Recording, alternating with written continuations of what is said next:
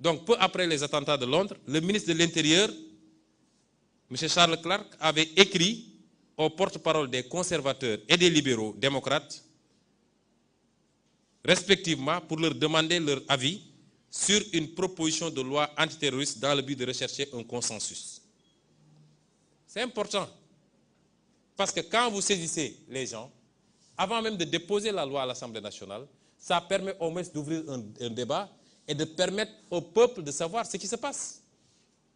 C'est la procédure qui a été suivie. Et le 15 septembre, c'est-à-dire 2 mois plus tard, M. Clark a publié des projets de clause du projet de loi dans une autre lettre adressée aux 2 responsables que j'ai cités tout à l'heure, écrivant qu'il aimerait leurs commentaires à leur sujet. Voilà comment fonctionne une démocratie transparente.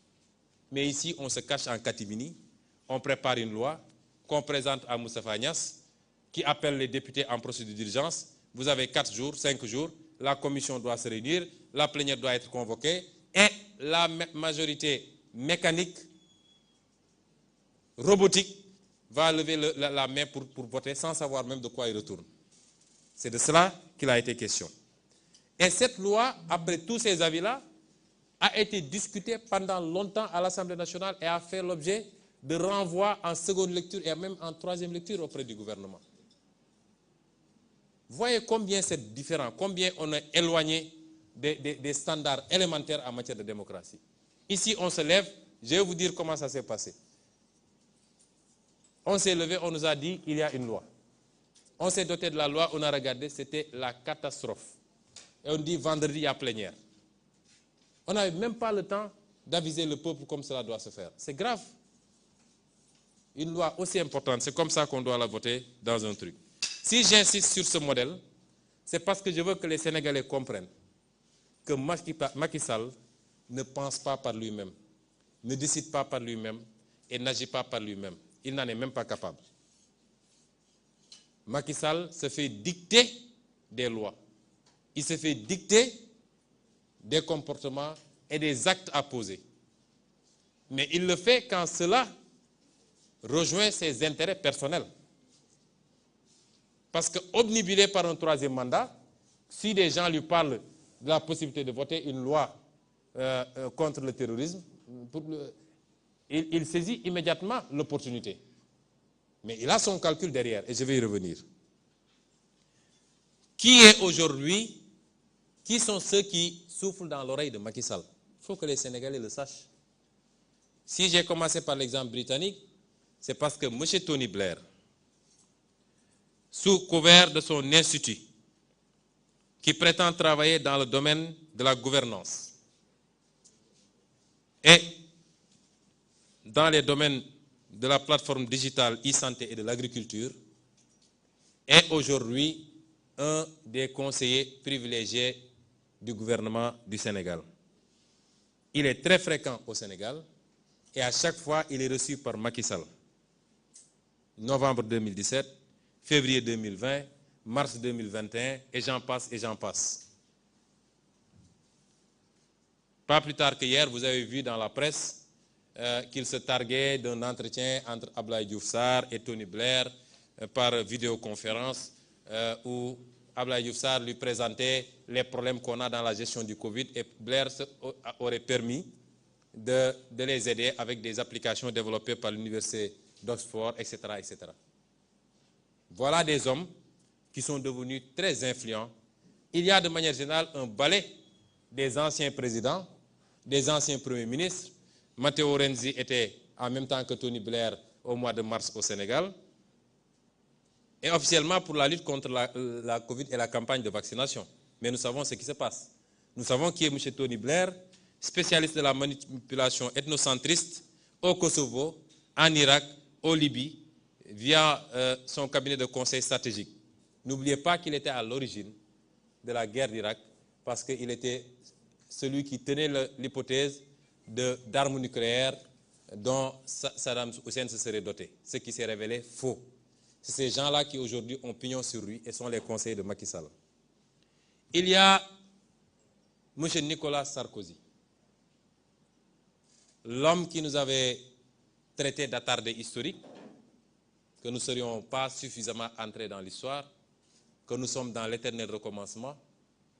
L'homme qui a fait liquider Muammar Kadhafi, déstabiliser la Libye et déstabiliser le Mali, parce que nous savons que le Mali a été déstabilisé à partir du problème libyen.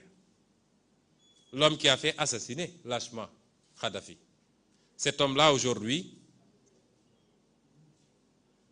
dont même la France ne veut plus, poursuivi d'ailleurs, cet homme est fréquent au Sénégal.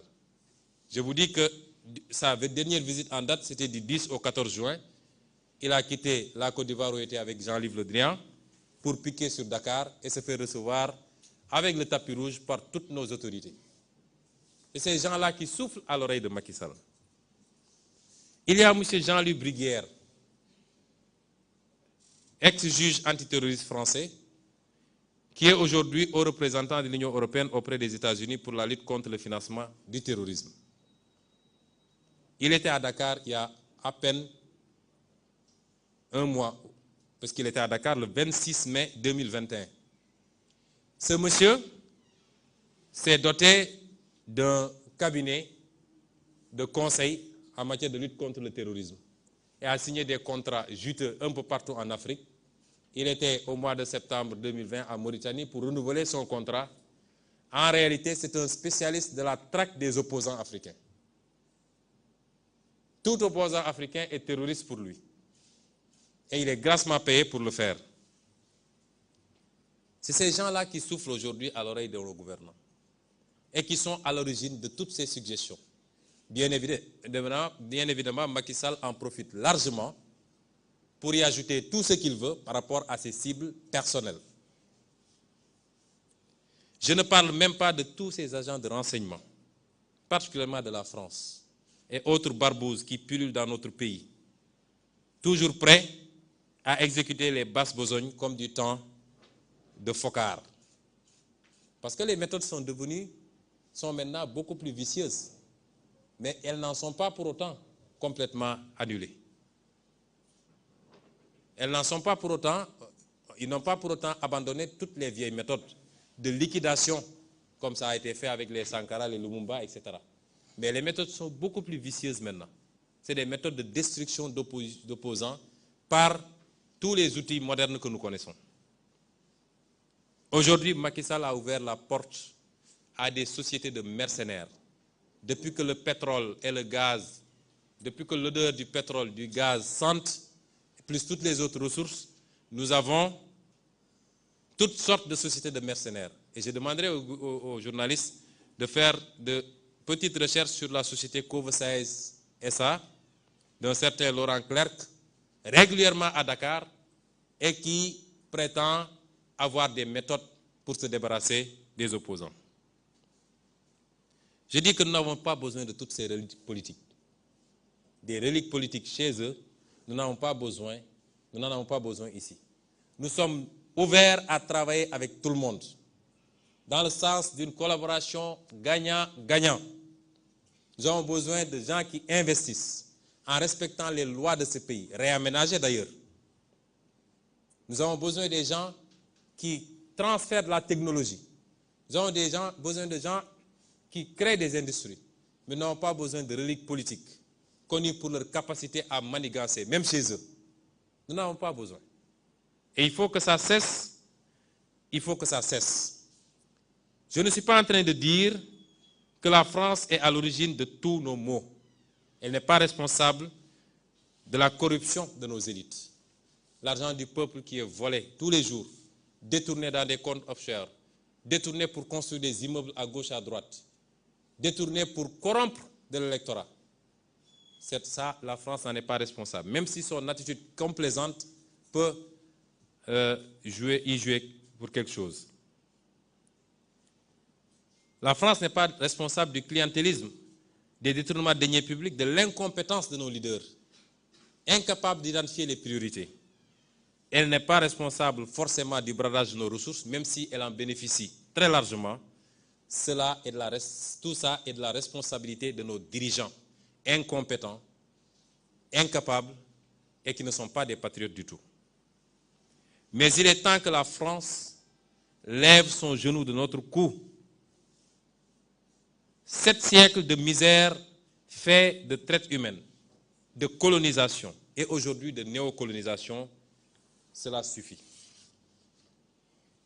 Il est temps que la France nous foute la paix. Il est temps que la France prenne exemple sur ses voisins européens.